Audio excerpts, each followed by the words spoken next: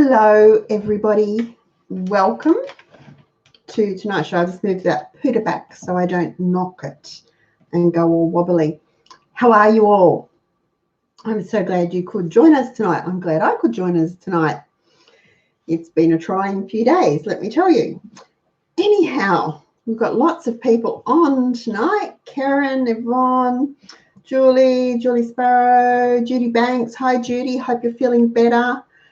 Barb, hope you're feeling better. Maureen, Lorraine, Michelle Smith. I saw Kerry up here, Teresa. Oh, heaps of people. I was thinking of you today, Kerry. I was at Pellegrino's this morning. They're bananas for $1 a kilo. Wow.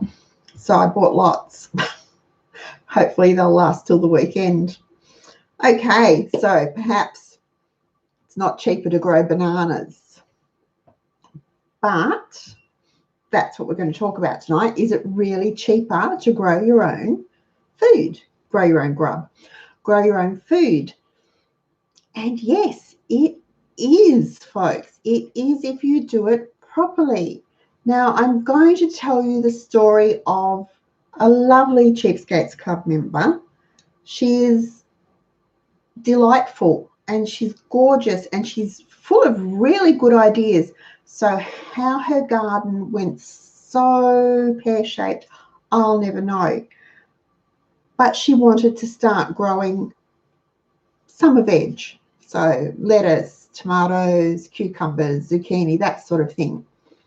And that's fine. And I went, yeah, I was all for it. Yes, go right ahead. You'll be able to plant. She wanted to start in September, fine, start with your seeds, get your seedlings going, ready to pop out into the ground. All you'll need to do is dig the ground over so the soil's nice and loose.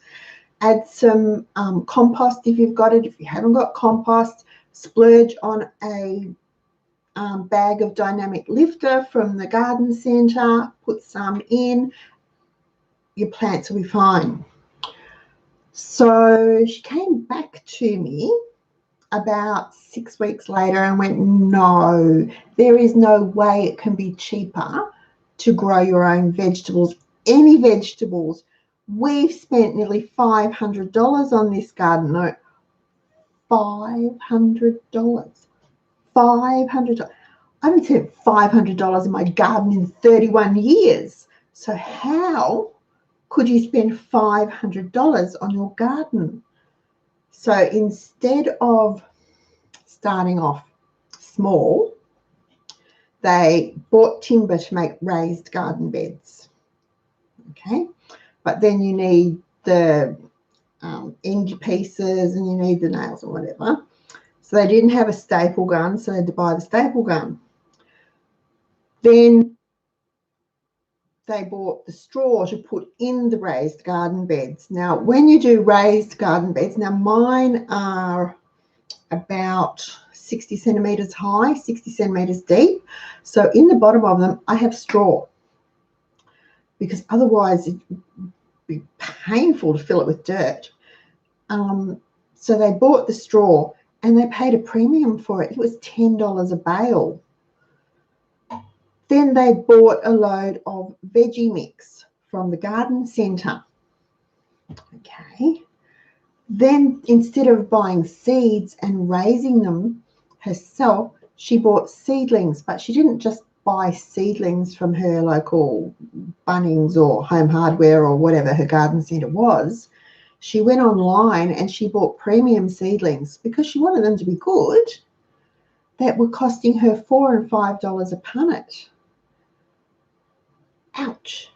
To top it all off, they put in a drip watering system with pipes and bits and spray bits and stuff that cost a small fortune because she didn't want to spend the time standing out there watering. So folks, no, if you're going to do that to get started in your garden, it will be years before you see a profit, before you see a return on that investment. That's a very expensive way to get your garden going. And you don't need all that fancy stuff to start a garden or to grow food. Food will grow in soil. All you need is a container that will hold some soil, pretty much. So pot plants, styrofoam boxes, cardboard boxes, those bricks with the, what are they called? Forgotten the name. You know, the ones, they usually build them for retaining walls and things. They will hold plants, buckets, even your green shopping bags. I don't have one handy, but the, you know, the Aldi bags or the Coles bags, the green fibre ones, fabricy ones, will do to hold potting mix or soil or veggie mix or compost, whatever, to grow plants in. You don't need a whole heap of fancy stuff, and you certainly don't need to spend a fortune. Now, that garden may not look pretty like that, but with the money you're saving from growing your own food, perhaps you can put a little bit aside each week to do something to pretty it up later on down the track. And if you're going to do that and you want to look, do timber boxes or timber borders or anything like that, find somewhere, find a factory, group of factories somewhere, and look for pallets and pull the pallets apart. They are great. They will work really well, stacked up and nailed up to make garden beds. They'll do great edging. You can turn them into gardens on their own and have pallet gardens. They're great. So you don't need to spend a lot of money to grow your own food. Point number one, just don't do it, because your garden will look pretty, but you won't be able to afford to put anything in it. So anyhow, thank you, Barbara. Yes, they were the type of bricks. Foil trays, Narelle, I've never heard of foil trays, but whatever. I have used, I use those plastic trays that the meat comes in from the supermarket, not the foam ones, the plastic ones, the solid plastic ones. I use those as mini greenhouses to get my seeds started. So there's all sorts of things you can do to get your garden growing. But the other thing that you need to do is only grow food that you eat. It's really good, because she had a whole heap of seedlings that were going to make a magnificent garden, but they didn't eat a lot of it. So why waste your time? Why waste your energy? Why waste your money growing food you don't eat? If you don't eat lettuce, don't grow it. If you don't like eggplant, don't grow it. If you don't like celery, don't grow it. Actually, point peeps, celery takes ages to grow. It takes up a lot of space and it needs a lot of water. So unless you are absolutely dedicated to it and absolutely love it, it is actually cheaper to buy your celery when it's on special. That's about $2 a bunch. Buy a few bunches, chop it up, put it in the freezer, and you've got your celery for the year. It's one of those things that I've grown it a couple of times just to show the kids how celery grows, but it takes too much space, too much water, and it's too slow.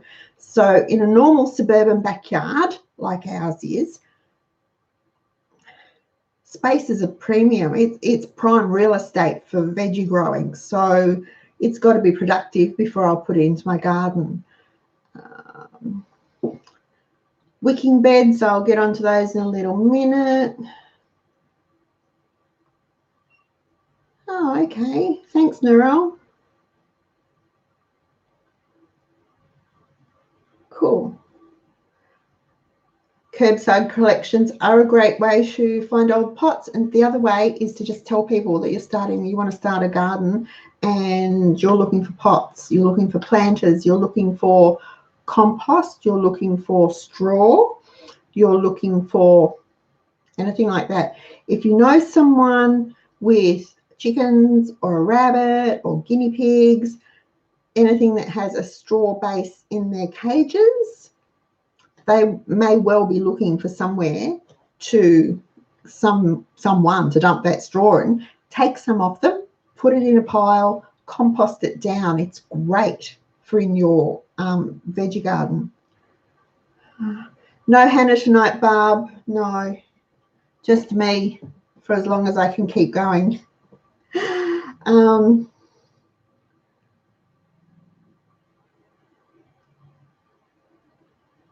See, now Maureen's husband, look at that.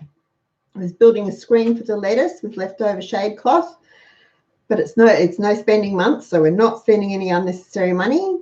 So he made it out of junk lying around. Look, it may not be, you know, Home Beautiful or what is it, Better Homes and Gardens worthy, but if it does the job and it didn't cost you anything, who cares? Frankly, who cares? It doesn't matter. What it has to do is do the job. It doesn't have, and looking pretty isn't the job. So free cycle, yep, heaps of things. Facebook, buy, swap, sell groups, but even just your neighbours, talking to your neighbours, talking to other family members, people at work, mums at school or daycare or kinder or wherever. What is it? You know, if you ask, it'll happen. It'll come. So if you build it, they will come. So start your garden and it will happen. Okay.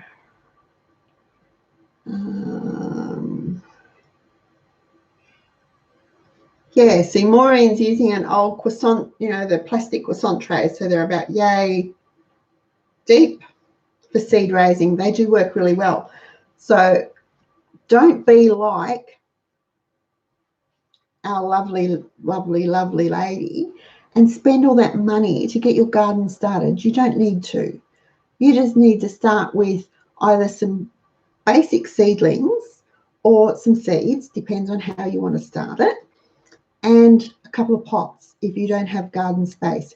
You can do no dig gardens. There's a whole heap. Square foot gardens. If you go to the member centre and log in, there's a whole heap I've written about square foot gardening. I love square foot gardening.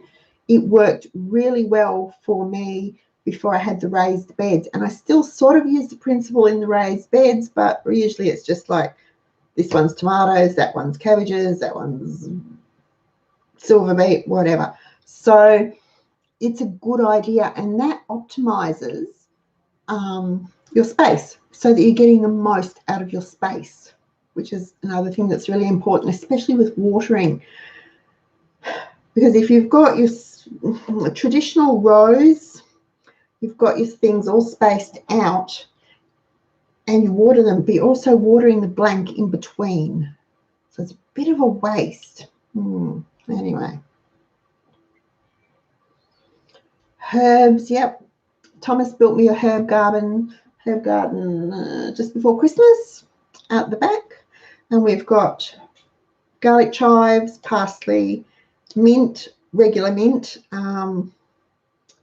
Vietnamese mint, thyme, oregano, rosemary, something else that we use. Anyway, they're all things that I use all the time. So they're just outside the back door, and it's just lovely. And the best part is where they are, they get sunlight, but they're also protected from the wind and the sun too. So that's good, something to think about for watering. Okay.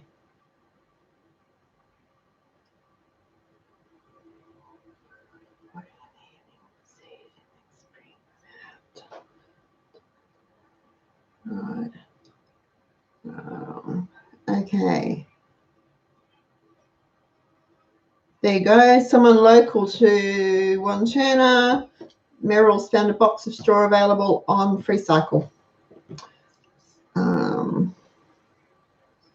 Kids' old pool to grow silver beet, parsley, said parsley barb. Yeah, I've got parsley. Parsley's really good to grow.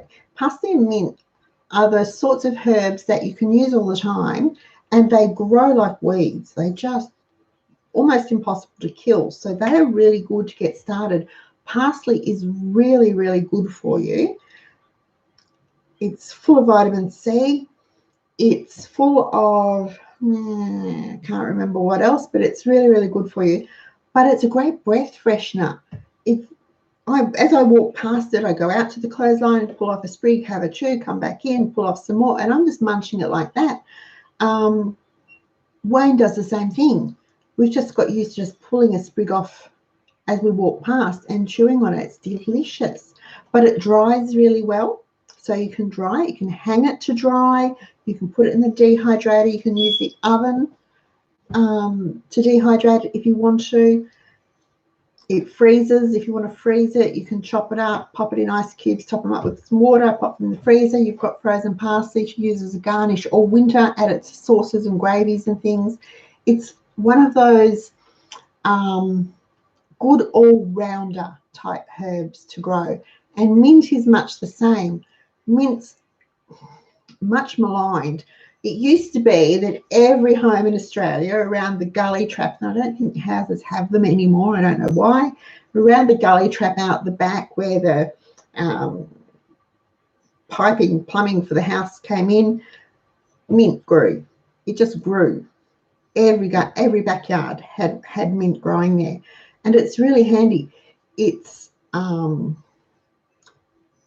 cooling in drinks, it's nice to eat, it dries, it can be chopped and used as garnishes or put into things. It makes great tea. It has some good medicinal properties. I was looking at it the other day. It's good for chest infections. It's good for things like that. So don't not grow those things because you think you won't use them. You probably will if you have them.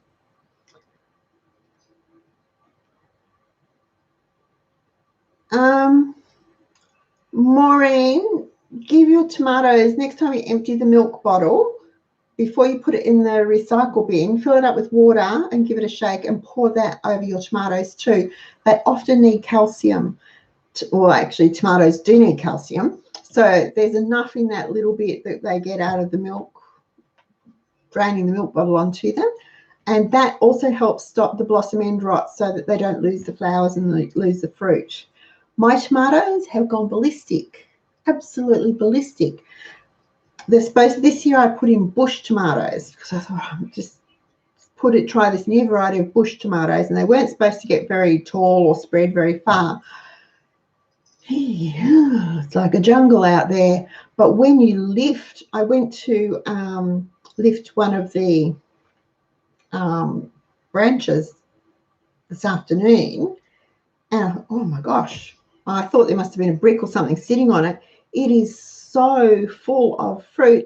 I counted 306 tomatoes off in various sizes, and not one of them is ripe. Now apparently this season tomatoes are slow ripening. They're a funny fruit. They actually need consistent heat, and in Melbourne this summer we've sort of been up and down a bit. We've had really hot days and cool days, then we've had some cold nights, then we've had heat again. We haven't had that consistent sort of over a few days straight. So we'll see. Yes, and oregano, thank you. Oregano is, the medicinal properties of oregano are amazing. I actually have oregano essential oil that I rub onto our feet. If we get a head cold, onto the soles of our feet, 1 drop onto each foot, rub it in. It's really good. It's really good in a gargle if you have a strep throat or even just a sore throat, the start of a sore throat. So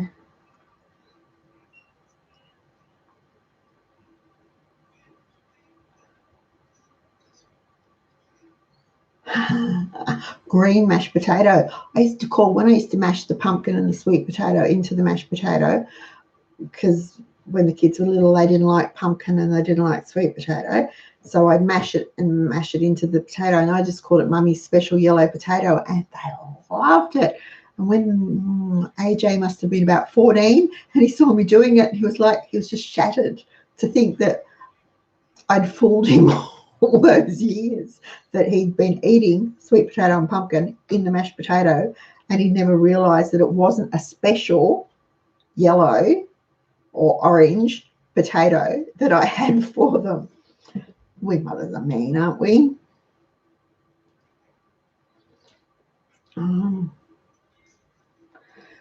Maureen, I use sea salt, and I use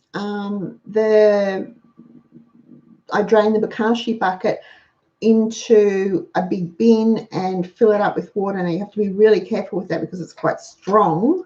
So you don't want to burn, you want to feed the plants, not burn them.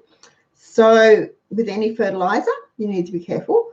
But with the bokashi, I usually measure it into about 500 mils into probably, it's a big bucket of, I don't know, 50 litres or something like that. One of Wayne's big black bucket things that he uses. It's a great big thing. And I use that. Or I use the worm tea. I dilute it the same way. And the other thing I do is probably twice during the season. So at the start of the beginning of the growing season, before I start planting, about 2 weeks before I start planting, I get Wayne to open the compost heap and dig from the bottom for me. And he digs that into the beds, and I leave that for about 2 weeks before I plant into it. And he turns it over for me every couple of days. And then usually about now, coming up for when I'm starting to think of what can come out and what's going to go in for autumn, winter, we do the same thing, but I get him to make it into a liquid. So he gets that big black bucket and he puts a few shovelfuls in and tops it up with water and stirs it around. And it stinks to high heaven. Absolutely stinks. But everything loves it. The veggies love it. The strawberry patch loves it. The fruit trees love it. So even the grass likes it. So that's all I use. But with sea salt, an older lady who has a magnificent garden, she lives in Nagambie, absolutely stunning garden. Her veggies are just to die for. Said she feeds her garden every week, rain, hail, sleet or snow, all year round, every Sunday. That's her Sunday job, is to feed the garden. And she either gives it sea salt or compost tea or worm tea or something like that. And she said, doesn't matter what the garden gurus say, you can't overfeed a garden. And she feeds her citrus trees all year round. So that's what I've been doing for the last 4 years. And our summer gardens have been amazing. We didn't have a winter garden last year because I wasn't well enough, but the fruit trees have really come back. We had a problem with them with gall wasp, and we pruned and we injected and we sprayed and we pruned and we injected and we sprayed until they were almost back to nothing. And I just started feeding them every week with something, sea salt, worm tea, compost tea, whatever. And they've come back, and I was counting, there's about 13 oranges, about yay big, on the orange tree at the moment. The mandarin tree is starting to come back again, and the lime tree is full of little tiny baby limes about the size of a 1 or 2 cent coin, if anyone's old enough to remember those. Little tiny little limes. They're really cute. So hopefully we don't get any strong winds or hail or anything to damage them, and I'll have plenty of fruit soon.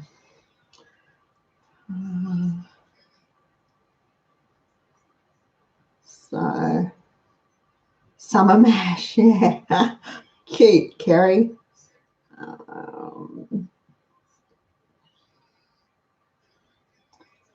That's a good idea, Estelle. It's a great way to not waste water too.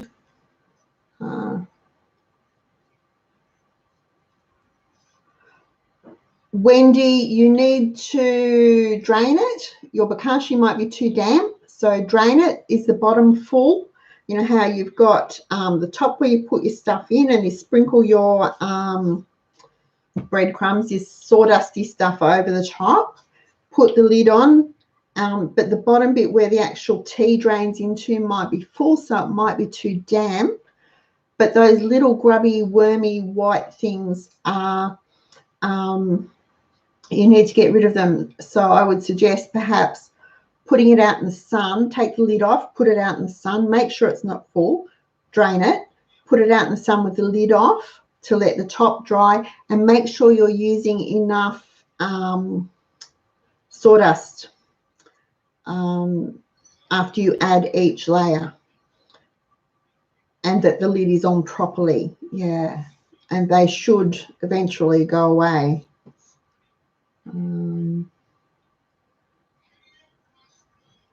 So compost bin under the lemon tree to feed it year round. Yes, lemons, citrus are really hungry.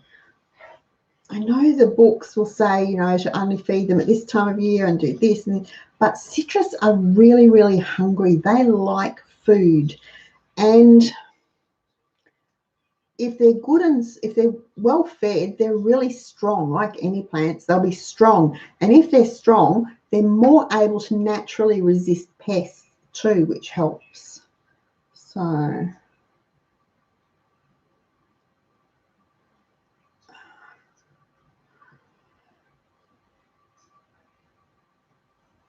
yeah, see, lots of things you can do with your compost. One thing you must never do is put compost into, or try to make compost in something that has a floor in it. It must always be on the soil, on the ground. Don't, you know, put it in, turn a plastic bin into a compost bin. If it's got a base in it, it won't work. You will end up with a stinky, smelly, disgusting, putrid mess. It needs to be on the soil so the liquid can drain through, but also so the microbes and the worms and things can get up into it. Some of the biggest worms I've ever seen live in our compost heap. It's amazing. Lovely. So I digress. We're talking about how to grow food, and it is cheaper. Obviously, you can buy seedlings. They're anything, well, I think they call them mega punnets, are about $12 now, $11.99, $12.99, depending on what they are. You can get bigger established plants if you want to, but the cheapest way, and it's really easy, cheapest way is to start your seeds yourself. And we talked about it a bit over here with different containers you can use to start mini greenhouses and things like that. But something every home has that's going to be free and really easy to use is a simple toilet roll. Just like so. And all you need to do, let me grab some scissors, folks, is a couple of slits up here, like so. So you just put some slits in, oops, fold it in so it forms a base, like so, and it will tuck in, just like that. Put some soil in it, or some potting mix, or some seed raising mix, or whatever.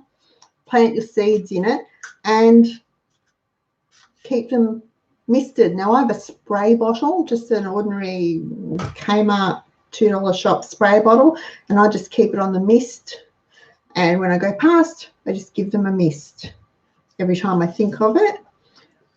This time of year they don't actually need to be covered, but towards the end of March, middle to end of March, when it starts to cool down a bit, I'll start putting the lid over the top of them at night.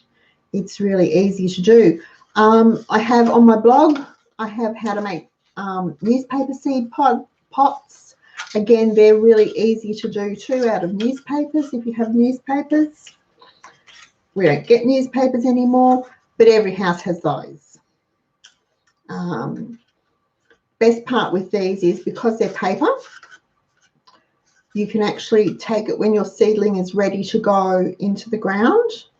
You can take it, you can dig your hole to the depth of that, pop the whole thing in the hole, push the soil around it.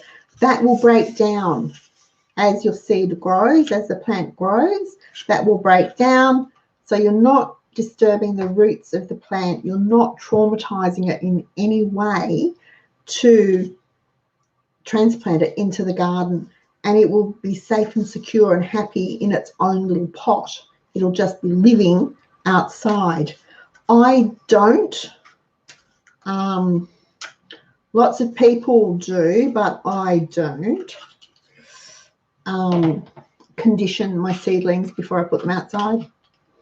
And that just means that if you're raising seedlings inside, before you actually transplant them into the garden, for about a week each day, you'll take the lid off, pop them outside for a couple of hours, and then extend it so that they get used to being outside in the outdoor temperature.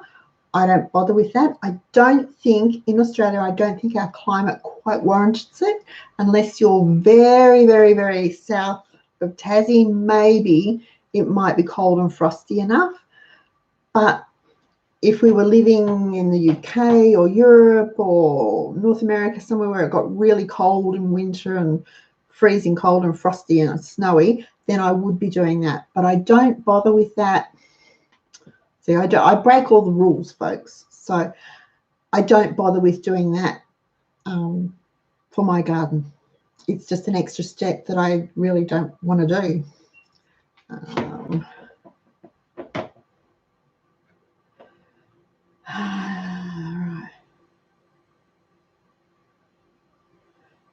Egg cartons, yes, Maureen, same deal. Egg cartons. Put your seed raising mix in, pop a seed in, mist them, snip them to plant them. Or if it's something like chives or carrots or parsnips or something that can be planted really close together like that, plant the whole thing. They're evenly spaced, plant the whole thing. In fact, if you're growing root veggies really hate to be transplanted. So anything that grows underground, so carrots, parsnips, turnips, Swedes, beetroot, onions, those sorts of things, really hate to be transplanted. So if you're growing them from seed, growing them in something like this or in the egg carton and then planting the whole thing is a much better way for the plant, and you'll get a much better result. You'll get more growth, more production, more growth, more success from them too.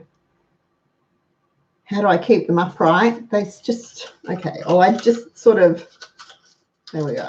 If you cut them evenly, it folds down evenly and it just sits like so. And then when it's full of soil, it's not going to sit right. Full of soil, the weight of the soil will hold the inside down flat.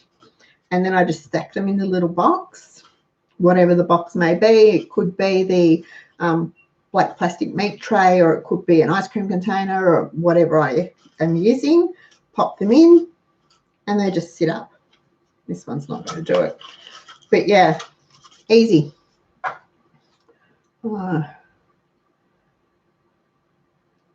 So heavy frosts from autumn. Ooh, sounds cold, Lisa. All right. So then you would need to, for your spring planting, you would need to harden your seedlings off before you put them outside.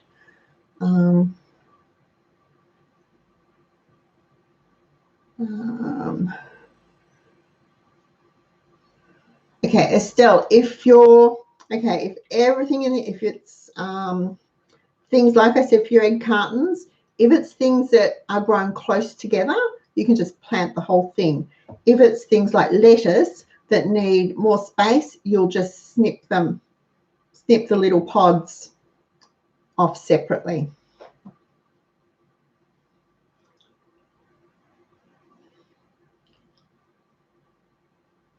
Okay. Chicken coops are built around the lemon tree. The chooks fertilize the tree without any extra work. Yes, they do. Look, if you have chickens, they are the best thing for your garden. They eat the pests. They do the weeding for you.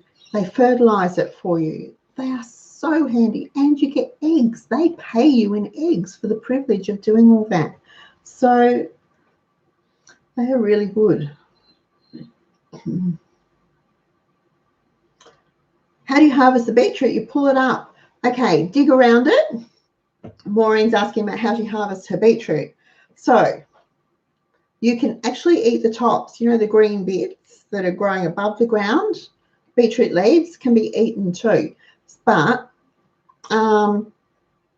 pick one that you think looks like it's ready, and usually you'll see the leaves and the top of the fruit will be starting to come out of the ground.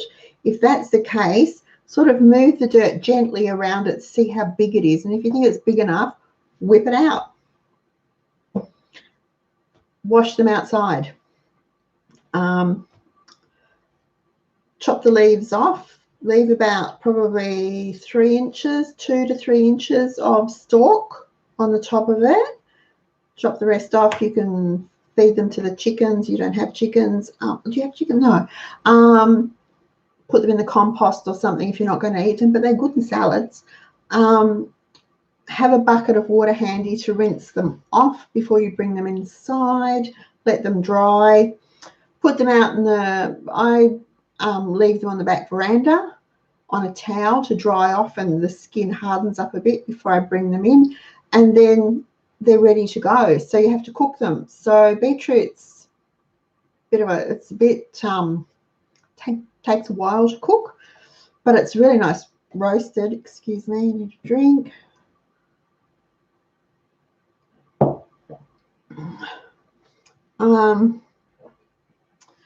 Really nice roasted. So peel them, wear rubber gloves unless you want red hands.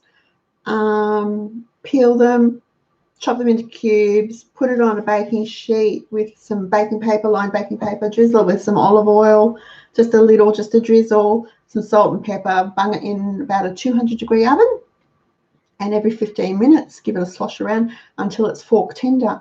It's really nice. Beetroot's great like that. If you want to pickle it and preserve it, as in like for tinned beetroot, then it's just a matter of making a brine. So vinegar, some sugar, salt, spices. I've forgotten what the spices go in. It's actually a beetroot pickling mix you can buy ready-made. Boil it all up. You do the same deal. You have to cook the beetroot. So the easiest way to do that is to scrub them really, really well, peel them, boil them whole until they're tender, then slice them, put them in the jar, put the hot brining mixture over them, put the lid on, bung them in the fridge. You can hot water bath them for longer if you want to, but they're fine in the fridge in that solution for months. So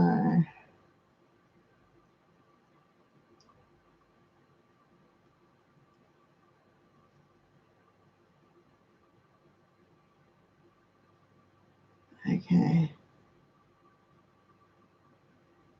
Estelle, if he's willing, yes.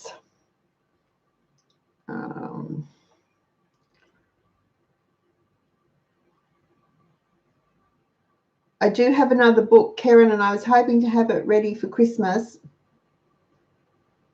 but it didn't work out like that. It's coming. It is coming, and no, it wasn't the planner.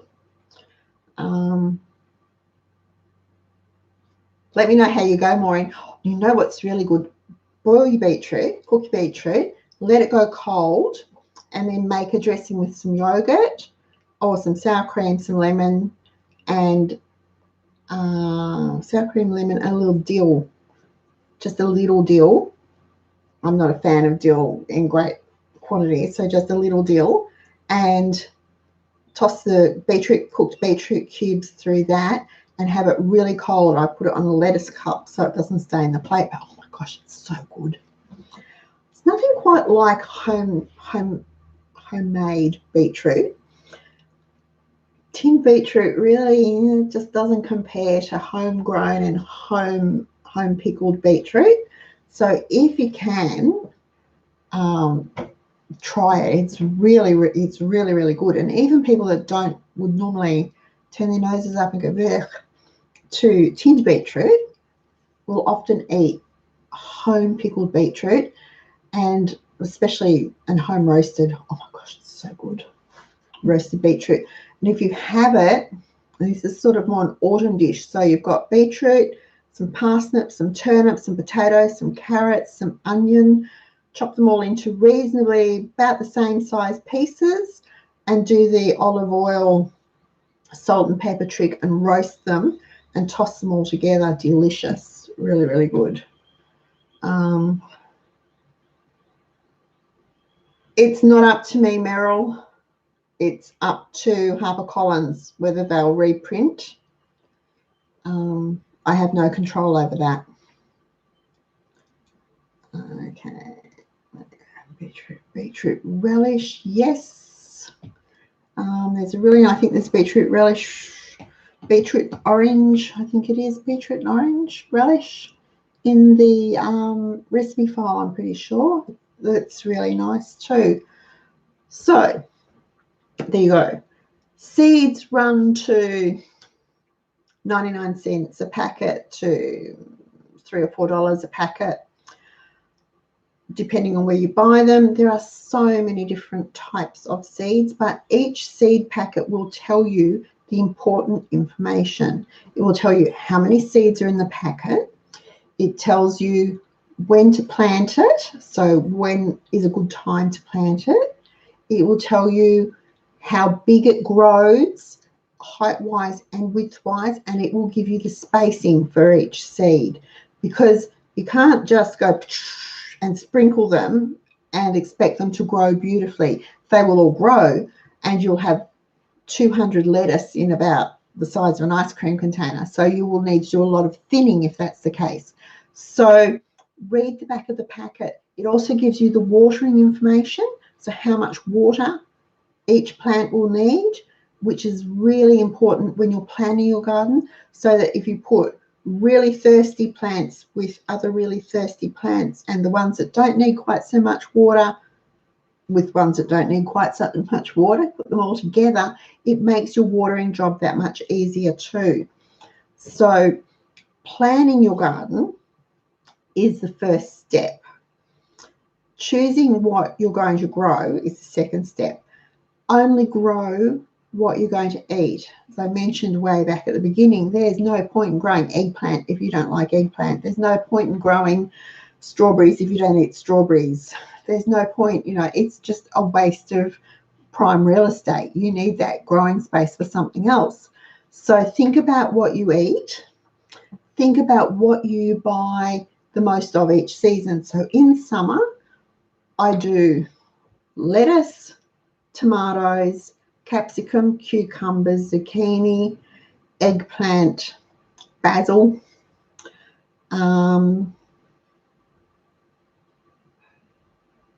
peas, sugar snap peas, and then just the herbs. That's about the stock of our summer garden, because that's what we eat the most of for probably 6 months of the year, summer veg. We eat lots of those. I don't grow on a commercial basis. I don't grow potatoes or onions or carrots. We eat far too many of them, and they are plants that take up a lot of space. So I don't have enough space in the backyard to grow enough of them to make it worthwhile for what we need. So it's cheaper for me to wait till carrots are on sale for 50 cents a kilo and buy up big and prep them for the freezer. Ditto onions. When onions are really cheap, they might be 50 cents or 60 cents a kilo. I will buy a 10 kilo bag and spend a couple of hours slicing and dicing, and that will keep us going for probably 6 months. Potatoes, same deal. When potatoes are cheap, I will have a good look at why they're cheap, because sometimes they're cheap because they're not quite, you know, probably just a little bit past their prime, so you need to be careful. And if that's the case, that's fine, as long as you know, because you know to use them quickly. But if you want to keep them long term, you need reasonably freshly dug potatoes. So I look at them and make sure there's no eyes, there's no green bits, whatever. And potatoes will keep for a very long time. A couple of years ago, Bushy Park had potatoes for 20 cents a kilo, and I ended up buying 100 kilos.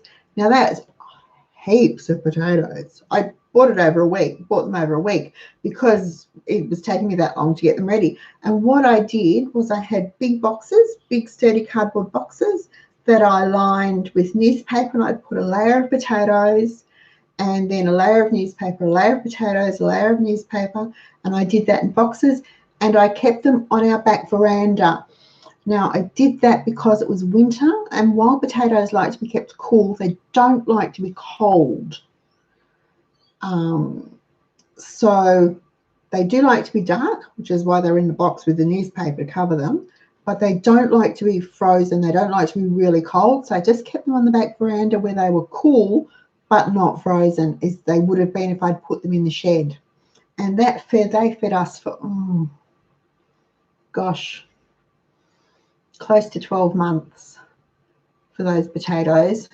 And I wished I'd been able to get more, although we wouldn't have been able to eat them all. But now I can pressure can them, I can dehydrate them. So there's lots of ways to. Bye, Judy. I hope you feel better.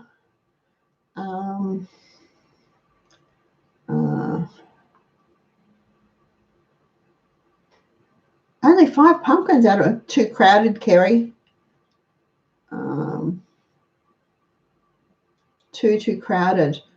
Pumpkins grow really well vertically, and I know that sounds weird, but when we do pumpkins, the first year I did pumpkins, planted them, and then we went away for 2 weeks, and we came home and they'd taken over the backyard, so never did that again.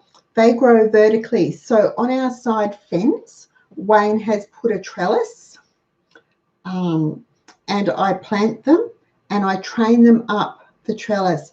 And what happens is when they form fruit, obviously you need to make a sling to hold the fruit, hold the pumpkin as it grows. The easiest way to do that is old pantyhose. So I don't wear pantyhose, very, very rarely wear pantyhose anymore. So op shop, I found a whole heap, 10 cents a pair, bargain, bought the lot, snip a leg off, and because it stretches, because the nylon will expand, so the pumpkin can still grow, but it doesn't pull the fruit off the vine. So, and tie the ends to the trellis and sling the fruit in it like a little hammock for the fruit, and it will grow vertically. Vertical space, you know, make good use of your vertical space. Find things that will climb. Zucchinis can be trained to climb. Same deal, make a little sling for the fruit. Cucumbers will climb. Or your peas, obviously, beans, all those sorts of things will climb and can be trained to climb too. So trellis doesn't have to be fancy. It can be tomato stakes with sturdy rope crisscrossed between it. That's all you need, as long as it's something that the tendrils of the plants can wrap around so that they can grow up. And then depending on the fruit, you might need to make little slings to hold them or pick them really young. But yeah, anything like that. Vertical space is another way. If you think you don't have room for a garden, vertical space. You can try, what's it called? I can't say it, espaliering. You know, when they grow the fruit trees along the fence like that. Train your fruit trees like that. You can get, loads. You'll still get the same crop as you would if it was in the ground or in the pot, but you aren't using the garden space. You're using fence space, which is usually a waste. It usually just sits there doing nothing but keep you from the neighbours. So yeah.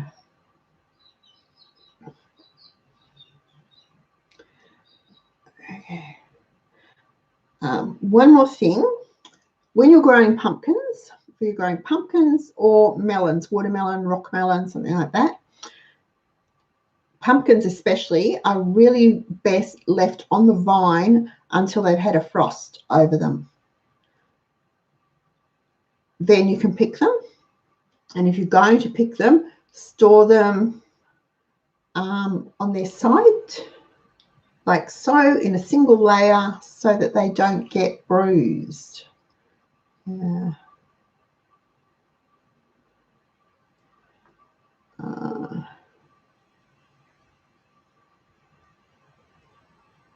Yes, Estelle, the newspaper between layers of potatoes helps to keep them dry. Right. Oh, Maureen, that's a brilliant idea. Old clothes horses. And you see those on Hard Rubbish Collections all the time. Ready-made trellis, ready-made climbing thing.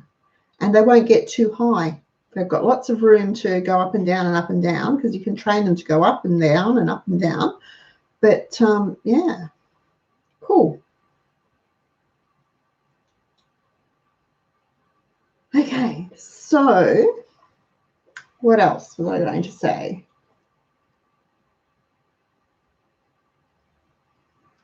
Right, there are, I don't use bug sprays in the garden. I don't use, whatever. If I see any cabbage moths floating around, I drag out the corn flour and I dust the plants with corn flour. Just in a strainer, a few teaspoons in a strainer, and just dust it, lightly dust it over the plants. You don't need to go berserk. That will do. And that corn flour is cheap. It's cheaper than the powder, and I've forgotten what it's called because it's been so long since I bought it. I don't buy it. I use white oil on the fruit trees, which is just vegetable oil and dishwashing detergent. The recipe's on the website. You'll find it anywhere. Shake it up, give it a spray. Any weeds will get the vinegar treatment, but any stubborn weeds will get the vinegar treatment. But just be very careful, because if you're spraying, whatever you spray will get burnt by the vinegar and probably end up dying. So aim it just at the weed. I've covered the fertilizing with the sea salt or the worm tea or the compost tea or whatever. Most of the weeding I just do. And it's a habit, to keep the garden weed free. When I'm out there watering, if I see a weed, I pull it out. I don't think, oh, there's a weed and move on. I just bend down and pull it out. It's gone. And that helps to, if you do that, it helps to keep the garden weed free. You don't need to spend hours out there every weekend working in it. I water very hot days. I might water in the morning. I know people say you should water at night because it, the ground retains the moisture better. It doesn't evaporate. But your plants are more inclined to get mildew type diseases if you water at night. I prefer to water very early in the morning, so I'm often out there crack of dawn, literally, some summer mornings it's daylight at just after 4. I'll be out there with the hose and I water the ground. I don't water from the top, I water from underneath. So the hose goes in under the leaves and I water the soil. I usually put it on the base of the plant and water around that. That's how I do it. And I don't have those mildew type problems. And tomatoes are prone to it, pumpkins are prone to mildew. Anything that's leafy like that is prone to mildew. So I'd rather run the risk of having a little bit of water evaporate than lose half my garden to mildew.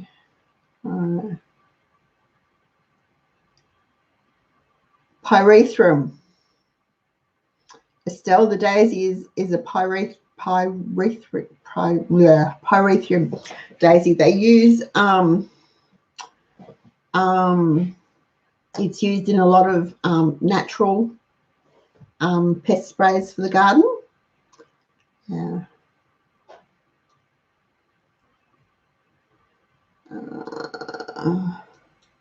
Oops, I've done something drastic here. Sorry, folks. Don't know what I've done. Okay. Yeah. Okay. So for cabbage moths, yes.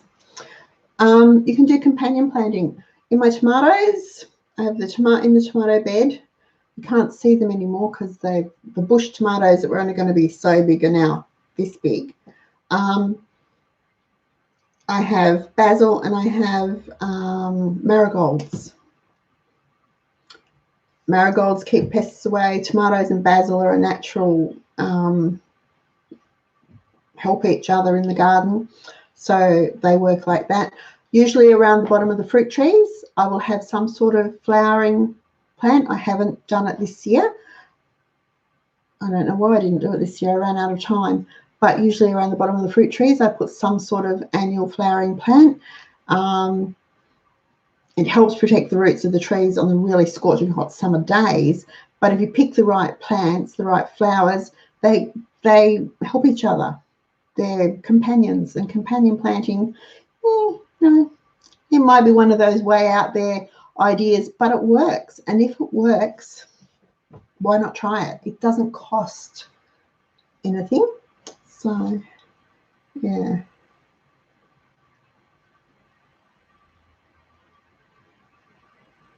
Okay. So, Narelle, that's for when you're, I think that's for when you're first starting. So you've grown your seed, you've planted your tomato seed, and you've got your seedling, and it's yay high, probably about 6 inches, 15 centimeters or so high, ready to go into the garden. Before you put it out in the garden, there'll be the little shoots at the bottom. Just pinch them off until you probably have 10 or 12, maybe half a dozen at the top. Pop that into the soil, give it a good soak with water, and then a good dose of worm tea or compost tea or something, and let it be, and they should take off and go great guns. And maybe that's what I did with these bush tomatoes. Don't know, but yeah, my mum used to always do that. She'd be out there and she'd pinch, and if she saw a tomato plant that didn't look like it was doing very well, she'd do the same thing, pinch off probably the first two or four leaves, shoots off the bottom, from the bottom, to get it going.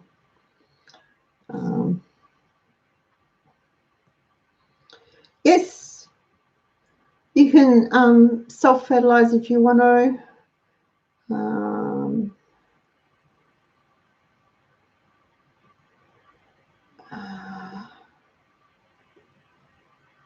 So buckets and watering cans, yeah, been there, done that.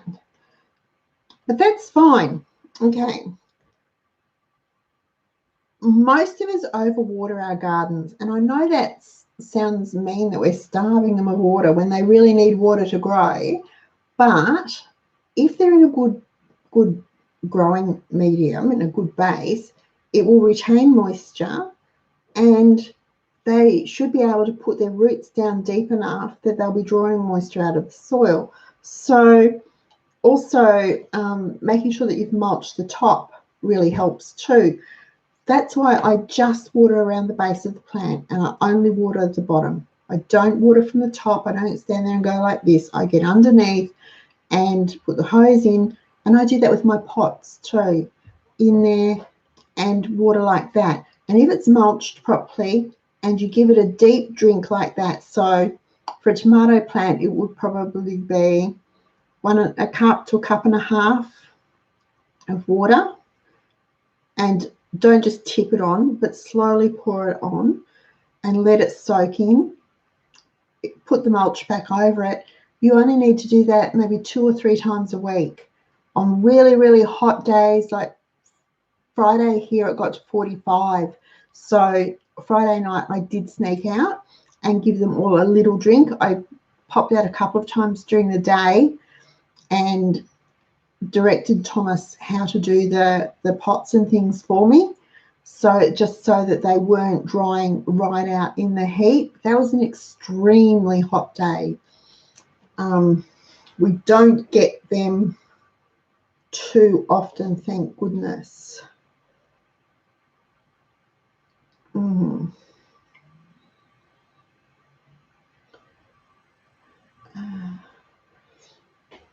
if your garden, if you've got loads of compost, dig it into the soil. That will act as a wetting agent for you. The soil will be so much, hold the moisture so much better. It will feed plants too, but it will hold the moisture so much better if you can get some compost into it. Again, the straw, we're talking about straw from chicken coops or rabbits or guinea pigs or whatever. Dig it in all around, and that will help to retain the moisture in the soil too. Cherry tomatoes. I've got so many cherry tomatoes. I thought when they first started, isn't this nice? We have cherry tomatoes, cherry tomatoes, cherry tomatoes. We're over cherry tomatoes. Now I realise why I don't often grow them. All right, so I think it is cheaper to grow your own vegetables. I noticed that lettuce were $2.80 each. Cucumbers were $2 each. Capsicums are $5.99 a kilo. Eggplant was $2.99 a kilo. No, I think it's cheaper. We eat all those foods and we eat loads of them. So I would go through 3 or 4 lettuce a week between the 5 of us with salads for our dinner and on sandwiches and things. I have a salad for lunch most days. So I have lettuce, I have tomato, I have cucumber. I'll throw in some carrot. I might slice an onion, put all those things into it, some capsicum.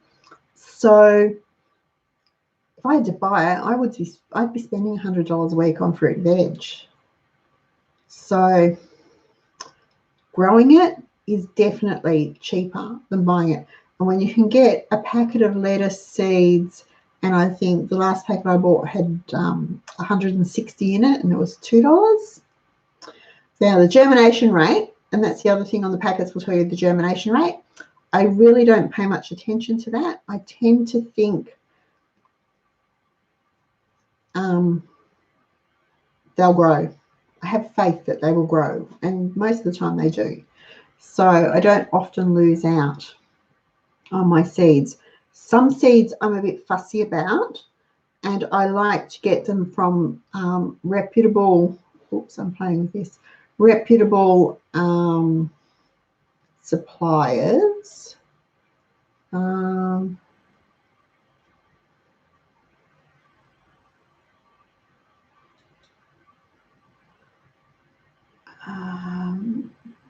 But other ones I don't care. That sounds really weird, doesn't it? So I buy seeds from Diggers. I buy seeds from Green. Is it Green Living? Someone will be able to tell me. I'm fussy about them. So the seeds that I want to be sure to grow, that will grow, come from those 2 places. Now I absolutely love Diggers Club, and I have a Diggers Club membership that was a gift, and I love it. I get my magazine, comes each quarter, and I flick through it and decide what I'm going to do and read up about it. It's lovely. So there's loads of information. If you need more information, the Garden Gurus, ABC, Green Living, Diggers. There's a whole heap out there of garden websites that will give you what you need to know. But when push comes to shove, if you do it the right way and don't spend $500 on getting set up, yes, it is cheaper to grow your own food, to grow your own grub. Even fruit trees. Now I have my fruit trees in pots. I have dwarf varieties, and they're in pots because we don't have a big backyard. So putting full-size trees in, I wouldn't be able to put in as many. So I have mandarin, lime, lemon, orange. We have an apple tree in the front yard. It was here when we moved in, but we have the apple tree in the front yard. I'm fighting the birds for the apples at the moment. I'm looking, and they're all dwarf varieties. So they just grow in a pot, but they grow full-size fruit. So I get the full-size lemons, the full-size mandarins, and they, suppliers, keep us in fruit probably 9 months of the year between all of them. I don't have to buy fruit if I don't want to. I did buy bananas today, you know, but $1 a kilo. Seriously, that was a really good bargain. So, night barb.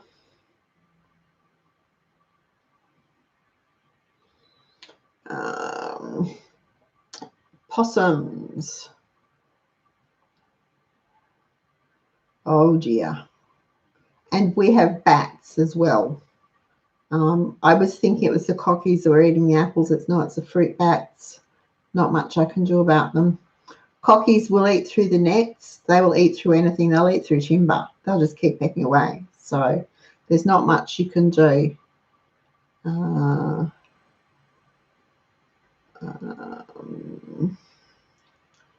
Yeah, anyway, I don't know. I haven't got a solution because I fight them too.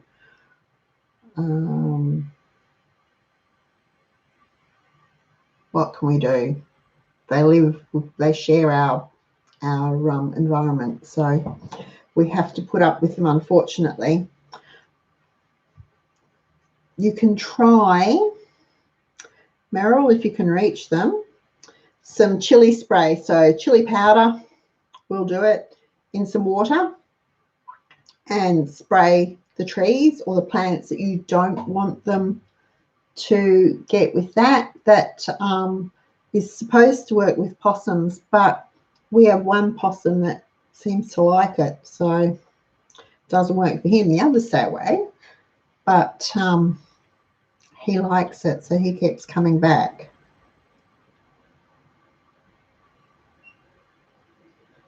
Right.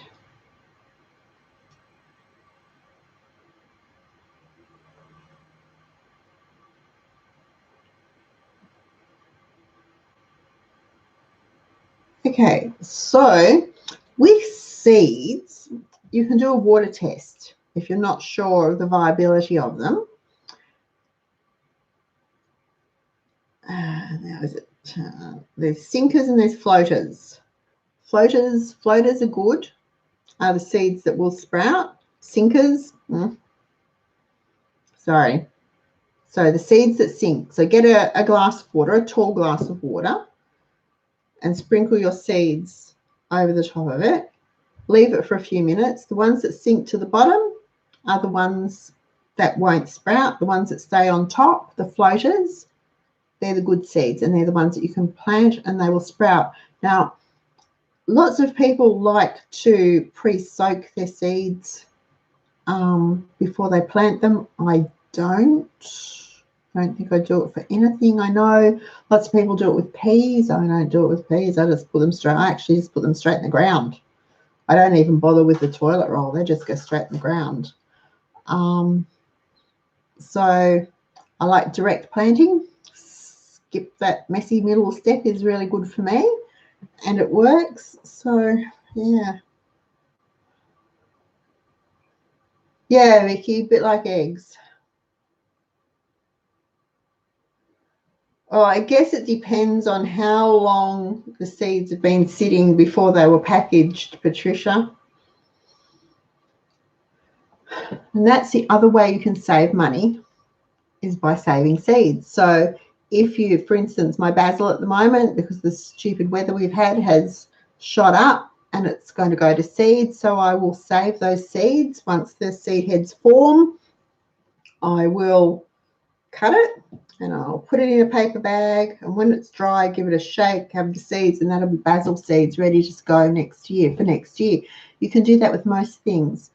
Maureen and I tried a tomato trick we were told about, where if you get a tomato and slice it that way and then plant the rounds, just plant the slices. So pretty much put them in a pot and then just barely cover them with seed raising mix or potting mix or soil or whatever, and keep it misted, you should get tomatoes out of it. Well, I got 3. I don't know how Maureen went. If she's still listening, she might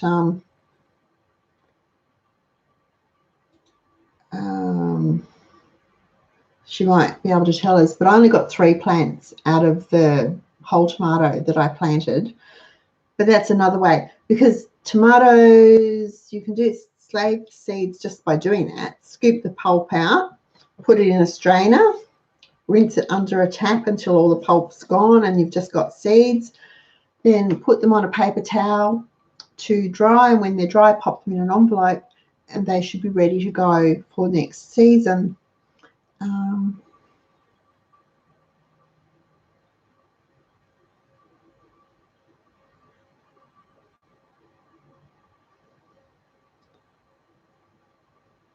Eggs, okay. So they're good to go. So there's lots of plants that you can, pumpkins, you can save seeds and grow. Potatoes and sweet potato grow from the eye. So you can, have you heard of chitting potatoes, where you cut them up into bits so that you've got a bit with the eye on it, and you can plant that.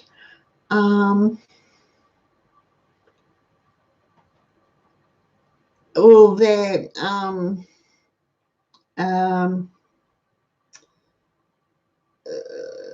Kerry, I've lost the word. Oh my gosh. Anyway, I try to grow things that are more heirloom varieties for me. So I can seed save quite easily when I put my mind to it. Ditto for your peas and your beans, your garlic. Save a few cloves of garlic. If you grow garlic, save 1 head to plant next year, so that you've got your garlic going again. Yeah.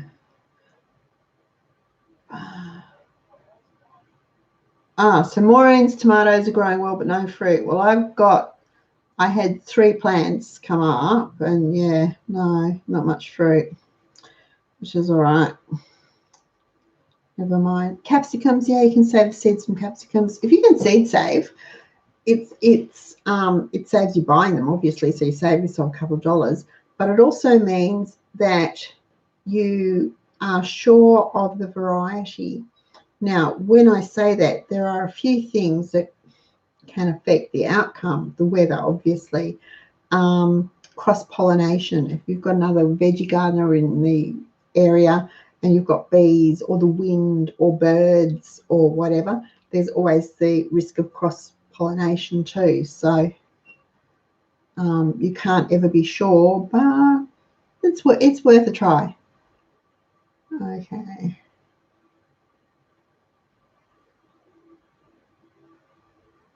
Yes. Okay, so over on the website, on the Cheapskates Club website, type in seed tape, and I've Kerry's talking about putting the seeds on toilet paper. I've done a step-by-step on how to make your own seed tape, and that's really good, because sometimes, I have no idea what that was, sometimes some things really do need to be spaced reasonably accurately for them to grow properly. So if you use a seed tape, that helps. I have a piece of dowel. It's not an old wooden ruler, it's a piece of dowel. It's about 15 inches long, and I've got it marked so that I can know, I put it down and I know where to put my seeds. I put it down and move it like that for spacing, because sometimes it's really important. And that's why I like the square foot gardening, because you've got your grid marked out and you know where you can put your things and how they're going to grow. Yeah. Okay. All right, folks. Oh my gosh, it's 8:45. I'm so sorry. I didn't realize.